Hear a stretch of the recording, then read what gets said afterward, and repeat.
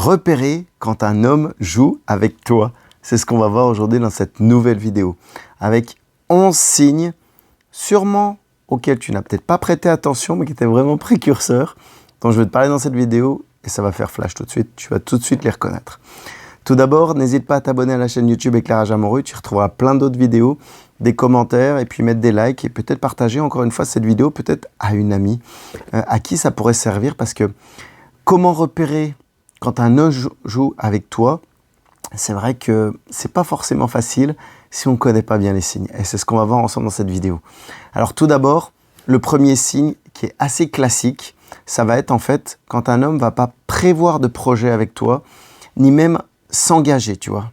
Tu peux compter sur moi. Non, ça, il ne va pas te le dire du tout. Ça, c'est la première des choses. Et souvent, dans cette partie-là, il va être même débordé, ou sinon il va te dire « Non, je suis trop occupé, je ne peux pas du tout. » Tu vas sentir qu'il ne s'engage pas en fait. Concrètement, c'est ça, ni plus ni moins. Alors il y a un moment, c'est vrai que je me le suis noté ça, où il va s'engager automatiquement. C'est lorsqu'il va falloir faire des câlins ou qu'il a besoin de toi, sexuellement, disons les choses. Et que peut-être toi aussi, mais c'est dans ces moments-là que tu vas sentir qu'il y a un engagement, mais après plus rien. Et c'est un peu le problème, c'est qu'il n'y a pas réellement de projet commun. Donc c'est vraiment ça la première chose à retenir, le premier signe précurseur. Le deuxième signe, c'est quand tu vas l'appeler ou quand tu vas lui envoyer des SMS, il ne va pas te répondre ni à la minute ni à la seconde, mais encore moins à l'heure.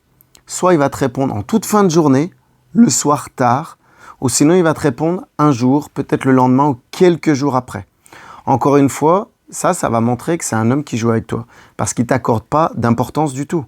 Et quand tu es content d'avoir des nouvelles de la personne que tu aimes, que tu veux être avec ces personnes, bah, tu réagis, tu communiques avec elle. Donc ça, c'est le deuxième. Le troisième, ça va être en fait, il va être gentil avec toi et il va te porter de l'attention que lorsqu'il aura besoin de toi. Besoin de toi, alors encore une fois, il y a le côté du lit, mais besoin de toi peut-être pour des services. Et une fois qu'il n'aura plus besoin de toi, il sera plus gentil. Et encore une fois, il sera plus avec toi, il passera pas de temps avec toi. Et là, tu vas pouvoir ressentir, tu vas dire, mais attends, c'est que quand il a besoin de moi, tu vas peut-être même le ressentir, le remarquer, ou ton intuition parfois te le dira aussi. Ça, c'est la troisième chose. Quand il est gentil, uniquement quand il a besoin de toi. Ça, c'est le troisième. Le quatrième, ça arrive parfois, et mesdames, vous y faites pas assez attention, ça en plus. Certains hommes ont plus de paroles que d'actions. Ils te promettent des choses, mais ils ne les font pas concrètement. Et c'est ça un peu le problème, entre les paroles et les actes. Quand il y a une différence, là, tu sais qu'il joue avec toi aussi, c'est qu'il a d'autres priorités, qu'il fait d'autres choses. Il promet, mais des belles promesses. Mais c'est pas ça. C'est pas comme ça qu'un homme va s'engager avec toi dans une relation. Donc, encore une fois, ça c'est un signe même alarmant quand ses actions ne sont pas en phase avec ses paroles. Quatrième chose. La cinquième chose, qui est un peu classique, mais qui est fréquent, il a toujours des bonnes excuses, que ça soit pour annuler des sorties, que ça soit pour annuler des soirées, ou peut-être même des projets que vous aviez faits. Et la manière, donc on peut tous avoir des imprévus, hein, c'est ok, mais en fait il ne va pas vouloir les reporter, il ne va jamais te parler de les reporter. Alors que quand c'est quelque chose qui te tient à cœur et que tu as un empêchement de dernière minute, voilà, chercher le mot, un empêchement de dernière minute, tu vas chercher à reporter ça avec la personne, c'est ok. Ou même, tu vas t'excuser. Bah là, si il ne reporte pas, et s'il ne s'excuse pas, encore une fois, il joue avec toi et il ne porte pas d'intérêt, vraiment, tu vois. Donc, les excuses et le report de projet, de rendez-vous. Et chaque fois même aussi, enfin chaque fois souvent, ça va être le SMS, c'est le SMS qui revient. Ah, je suis désolé, j'ai oublié, j'avais quelque chose d'autre de prévu. Et là, encore une fois, tu peux voir qu'il met la valeur sur autre chose, sur quelqu'un ou quelque chose d'autre que toi. Et ça, c'est pas bon, encore une fois. Ça, c'était le cinquième. Il y en a 11. Là, on va passer au sixième. Le sixième, c'est plus pour les, entre guillemets, les jeunes, je ne vais pas faire mon vieux à plus de 40 ans, mais bon, les jeunes de 20 ans, mais ça se retrouve dans les 30, 40, voire 50, ceux qui sont actifs sur les réseaux sociaux. Si c'est une personne active sur les réseaux sociaux et que sur ces réseaux sociaux, il ne met aucune photo de toi, mais plutôt des photos que de lui, ou que de ses amis, ou que de sa famille, ben encore une fois, c'est qu'il joue avec toi, il ne porte pas assez d'intérêt pour toi. Et s'il est actif et qu'il ne met pas de photo avec toi, Ça doit te mettre la puce à l'oreille, encore une fois. Ça, c'est le 6e. C'est quelque chose d'important quand même, ça. Hein. Le fait de mettre des photos avec toi s'il est très actif. S'il n'est pas actif, ça peut se comprendre. Quelqu'un qui n'est pas forcément trop sur les réseaux sociaux, qui ne publie pas ou qui met simplement des reports d'articles ou tu vois, qui republie, ça c'est OK. Mais quelqu'un qui est actif, qui met des photos tous les jours, qui partage toute sa vie, qui ne te met pas dedans, ça sent mauvais. 7e, ça va être pas de sortie en public. Il ne t'emmène pas avec lui, jamais dehors. Je ne parle pas de sortie forcément dans les restaurants, au cinéma, sortie en public, tout simplement dans la rue, ou faire des courses, ou se balader ensemble. Pas de sortie en public. Et comme raison, il va dire « Ah non, j'ai pas d'argent. » Se balader dans la rue ou faire un pique-nique, tu n'as pas besoin d'aller dans un restaurant, une étoile ou autre. Hein. Bref, il y a ça ou sinon « Ah, je suis fatigué. » Mais il sera toujours fatigué. Il n'aura jamais d'argent. Tu vois, c'est les excuses qui vont revenir. Mais c'est pas vrai. Parce que les vraies raisons par rapport à ces fausses raisons-là, la première, c'est qu'il ne va pas avoir envie de faire d'efforts tout simplement. Et puis la deuxième, c'est qu'il veut garder votre relation secrète. Et s'il veut la garder secrète, c'est qu'il ne veut pas jouer avec toi. Il ne veut pas l'affirmer au grand jour, ni devant ses amis, sa famille, tout ça. Ça sent aussi très mauvais, cette 7e. Et la 8e, moi je me suis noté pareillement, j'ai mis pas de message d'affection, pas de message ou pas de mouvement, presque, je dirais, d'affection, ou de petit déjeuner avec toi après une nuit. Tu vois, vous passez la nuit ensemble, hashtag courant d'air, il part direct. Parfois, il y a certaines femmes qui le font, mais il y a plus souvent des hommes. Bref, hashtag courant d'air, j'ai envie de dire, c'est-à-dire que tu passes la nuit avec lui, il passe même pas le petit déjeuner avec toi, ou même pas au réveil, des câlins, quelque chose, il s'en va, tu vois, rapidement. Non, mais je suis occupé, je dois partir. Et ça, encore une fois, quand tu n'as pas de mouvement d'affection, presque, je dirais, eh ben automatiquement, ça doit te mettre la puce à l'oreille. Quelqu'un qui t'aime, qui veut s'engager avec toi, qui ne joue pas avec toi, il prend du temps d'être avec toi. Qui plus est, soit après un câlin ou après avoir passé une nuit même, tout simplement. Un petit déj, passer du temps ensemble le matin, tu vois. Bon, évidemment, si la personne travaille, oui, il y a un peu l'excuse travail. Mais un week-end, où il y a des fois, il ne travaille pas tous les jours non plus.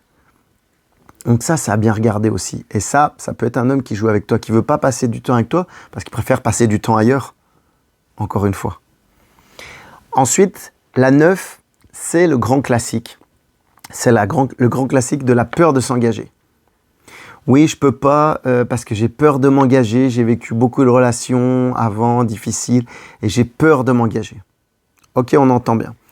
Mais le problème, c'est qu'à la base, une relation, la définition d'une relation, ça reste un engagement à deux. À deux, voire même faire des projets, des choses à deux, sans forcément faire une vraie vie commune tout de suite, mais créer des choses à deux. Et ce qu'il devrait voir, c'est que sa peur de te perdre devrait être plus importante que sa peur de s'engager.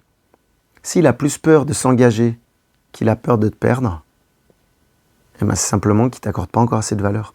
Il doit avoir peur de te perdre. C'est les fameux 50-50 ou 60-40 dont je parlais même dans la vidéo précédente. C'est super important ça aussi. Et c'est vraiment important, je pense, cette phrase de retenir qu'il doit avoir plus peur de te perdre que peur de s'engager. Après, on peut échanger, discuter. D'ailleurs, n'hésite pas à venir si tu as ce cas-là, qu'il a vraiment la peur de s'engager. On va trouver des solutions. Il y a plein de solutions pour justement le faire changer et voir ce qui coince réellement. Parce que parfois, c'est que du blabla, c'est pas des choses réelles. Ensuite, après la peur de s'engager, en 9e, le 10e signe, ça va être qu'il faut suivre ton intuition féminine. Et je vous le répète plein de fois ça, mais tu as une intuition féminine qui est assez puissante. Et si tu ne suis pas ton intuition féminine en disant « Non, c'est une mauvaise impression », tu fais ce qu'on appelle ni plus ni moins de l'auto-sabotage. Tu vas t'auto-convaincre que « Ah, c'est pas grave en fait ». Et quand tu vas te rendre compte que la situation est plus grave que ce que tu avais pensé, qui jouait vraiment avec toi, bah, tu vas être dégoûté. Et le truc, c'est que quand tu penses justement que c'est pas grave, oh, c'est pas grave, mais justement, tu restes dans une spirale négative et tu vas moins faire d'efforts aussi, toi. Donc après, tu ne pourras pas forcément lui reprocher de ne pas faire d'efforts. Mais toi, mécaniquement, tu vas être dans une mouvance, une négativité. Tu n'auras plus le goût, ce qui est normal.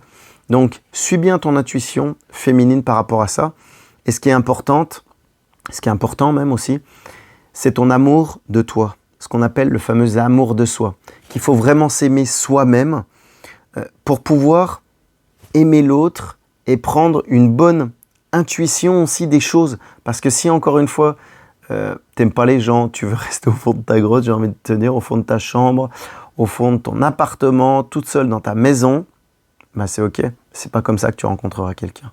L'amour de soi, il est important pour soi déjà, pour s'aimer soi.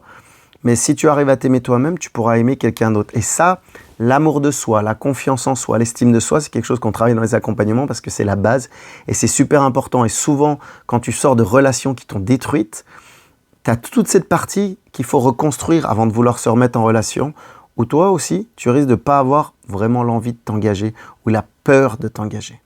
Et ça, c'est super important. Donc, suis bien ton intuition féminine et fais attention à ton amour de toi, j'ai envie de dire. Et la 11e, bah en fait, si tu as l'impression qu'un homme il joue avec toi, pourquoi tu ne lui poses pas les questions directement? Il faut lui poser tes questions directement.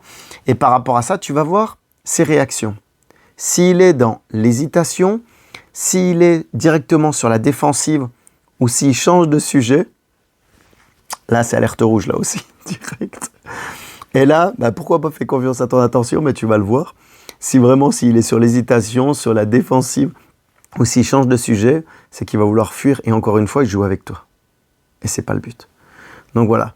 Je dirais que tu as même 2 questions au niveau global. Alors n'hésite pas à réécouter cette vidéo avec les 11 signes, mais tu as 2 questions au global à te poser. Je pense que je les mettrai en commentaire même parce que c'est 2 questions qui sont importantes. La première, ça va être concrètement, pourquoi tu restes avec lui en fait? Si tu découvres plein de signes comme ça, pourquoi tu restes avec lui? Et la deuxième, j'ai envie de te dire, mais tu mérites pas mieux? T'es sûr que tu mérites pas mieux que de vivre une relation comme ça? Je te laisse réfléchir avec ces 2 questions. N'hésite pas à mettre dans les commentaires. Et puis surtout, pour celles qui ont des histoires à partager, des relations, qui se sont rendues compte de ces points justement, allez-y, mettez des commentaires pour que les autres filles arrêtent de se faire avoir parce que c'est un truc de dingue. Et j'ai envie de dire encore 2 choses, même suite à ces 2 questions. La première, c'est que tu dois prendre du temps pour toi, pour te reconstruire et même analyser quand un homme joue avec toi, parce que tu n'as pas de temps à perdre. Notre temps, il est trop précieux. Et la deuxième, il ne faut pas ignorer ton intuition féminine. J'espère que cette vidéo t'aura aidé. N'hésite pas à la regarder plusieurs fois, peut-être même si tu as une copine, une amie qui se demande si un homme joue avec elle, n'hésite pas à lui partager la vidéo, je pense que ça l'aidera. Allez, je te souhaite une excellente soirée, journée, matinée peut-être, et puis je te dis à bientôt dans une prochaine vidéo. Ciao, bye bye.